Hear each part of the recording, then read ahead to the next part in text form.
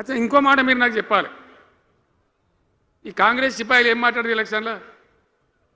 కేసీఆర్ అంటాడు చక్కగా చేస్తలేడా, మేము చాలా సిపాయిలము, చాలా అనుభవం ఉన్న పార్టీ మాది, బ్రహ్మాండంగా చేస్తాం, మీకు 6 సందమామలు 7 సూర్యులు పెడతామన్నారు అన్నారు కదా, ఆయన నరికినారు కదా. ఇలా రాష్ట్ర ఆర్థిక ఆదాయం ఎందుకు దిగజారిపోయింది? దయచేసి ఆలోచన చేయండి.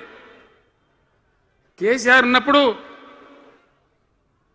రియల్ ఎస్టేట్ ఎట్లా ఉండే, రైతుల భూముల ధరలు ఎట్లుండే,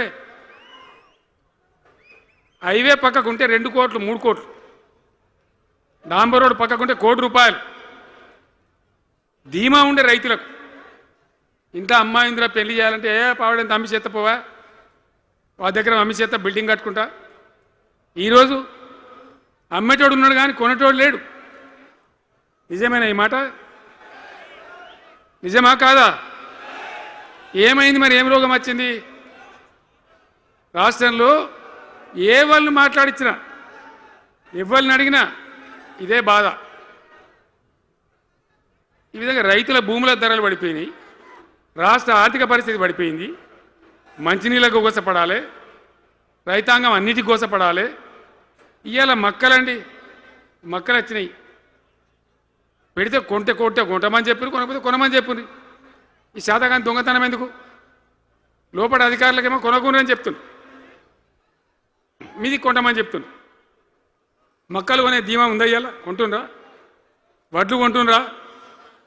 కొనకపోగా మళ్ళీ ఇంకా బోనస్ ఇస్తామని ఒక బోగస్ మాట. ఎవరికైనా నచ్చిన బోనస్ వస్తుందా? వాటిదే బోనస్, అంత బోగస్. ఈ విధంగా పంట వేసిన కాడ నుంచి పంట కొనుగోలు దాకా బీఆర్ఎస్ ప్రభుత్వం అన్న నిలబడ్డది, రైతులకు తోడుగా నిలబడ్డది, రైతులను ఆదుకున్నది. ధాన్యం తడిసిపోతే కూడా కొన్నది. కానీ ఇలా రైతాంగం అంతా ఆగమాగం. రైతు బంధు ఎప్పుడవుతుందో తెలియదు, ధాన్యం కొనరో తెలియదు, కొంటే పైసలు తొందరగా వస్తాయో రావో తెలియదు. చాలా సతమతమవుతున్నారు. రైతులను మాట్లాడితే చాలా తప్పు చేసుకున్నాం సార్, పొరపాటు అయిపోయింది అని బాధపడుతున్నారు. చేనేత కార్మికులు మంచిగా ఉండ్రి, మళ్ళీ వాళ్ళ ఆత్మహత్యలు స్టార్ట్ అవుతున్నాయి. వాళ్ళకి ఇచ్చే ఆర్డర్లన్నీ బంద్ చేసిండ్రు, ఇంకెవరికి ఇస్తారట కమిషన్ల కోసం, అది వాళ్ళని అవస్థ పెడతా ఉన్నారు.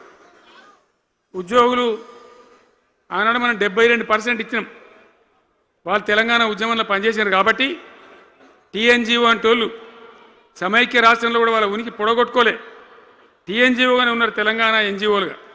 కాబట్టి వాళ్ళని గౌరవించి గుర్తించి బ్రహ్మాండంగా 72% పిఆర్సీ ఇచ్చినాం. ఇలా ₹7 ఇచ్చిండ్రా, 7% అని ఇచ్చిండ్రా? ఏమైంది? ఏం బీమారైంది? ఎంతమందిని మోసం చేస్తారు? ఆఖరికి వస్తే పరిస్థితి ఏంది? ఇలా రాష్ట్రంలో రిటైర్డ్ ఉద్యోగస్తులకు కూడా వాళ్ళకి రావాల్సిన బకాయి, వాళ్ళు దాచుకున్న డబ్బులు వీళ్ళు ఇచ్చే మెహర్బానేం లేదు, ఆ డబ్బులు కూడా ఇచ్చే పరిస్థితి లేదు. ఆటో రిక్షా కార్మికులు మాట్లాడితే అన్నయ్య ఈరోజు పనికి మాలిన ఫ్రీ బస్సు పెట్టినారు, మా పొట్ట కొడుతున్నారు, మేము నాశనం అయిపోయినాం వాళ్ళు ఏడుస్తూ ఉన్నారు. పిల్లలకు అది నేమ్ పెట్టలే. ఆయన కాంగ్రెస్ ముఖ్యమంత్రి అయినా రాజశేఖర రెడ్డి గారు ఉన్నప్పుడు పెట్టిండు, ఇది ఫీజు రియంబర్స్మెంట్ అనే స్కీమ్. మంచి లాభం జరిగింది, నేను దాన్ని కొనసాగించిన. ఇలా మొత్తం బీసీలకు ఎస్సీలకు పిల్లలందరికీ ఫీజు రియంబర్స్మెంట్ రాక 10-12 వేల కోట్ల బకాయిలు పెడితే వాళ్ళు ఆగం, వాళ్ళు రోడ్డున పడరు. కోర్టుకు పోతే పిల్లల దగ్గర వసూలు చేసుకొని చెప్పి కోర్టులు చెప్తా ఉన్నాయి. వాళ్ళ గతి ఏం కావాలి? ఇప్పుడు ఎవరిని కదిలిచ్చినా ఈ రాష్ట్రంలో, ఎవరిని మాట్లాడించినా, ఒక విద్యార్థిని మాట్లాడినా, ఒక రిటైర్డ్ అయిన ఉద్యోగిని మాట్లాడినా, పనిచేస్తున్న ఉద్యోగిని మాట్లాడినా, రైతాంగంతో మాట్లాడినా, ప్రతి వాడు అసంతృప్తి, ఒక బాధ, మాకేదో అన్యాయం జరిగినటువంటి పరిస్థితిలో మాట్లాడుతూ ఉన్నారు. పిల్లల పాపం చదువుకునే వాళ్ళు ఉంటే వాళ్ళకి విదేశాల్లో సీట్లు వస్తే 20 లక్షల రూపాయలు ఇచ్చాం. అంబేద్కర్ పేరు మీద, జ్యోతిబా పూలే పేరు మీద, ఎస్సీ పిల్లలకు, బీసీ పిల్లలకు, ఓసీలలో కూడా నిరుపేదలకు ఇచ్చినాం. ఇలా దాన్ని బంద్ పెట్టినారు, వాళ్ళు ఆగమైపోతూ ఉన్నారు.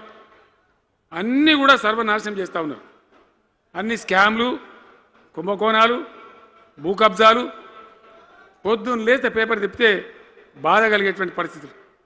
సో ఈ రకంగా సింగరేణి అద్భుతంగా ఉన్న సింగరేణి నాశనం చేసి ఇలా బొగ్గులకు స్కామ్, సివిల్ సప్లైస్ల స్కామ్, మొత్తం అని కూడా స్కామ్లు, దోపిడీ తప్ప ప్రజలకు పనిచేసే పరిస్థితి లేదు.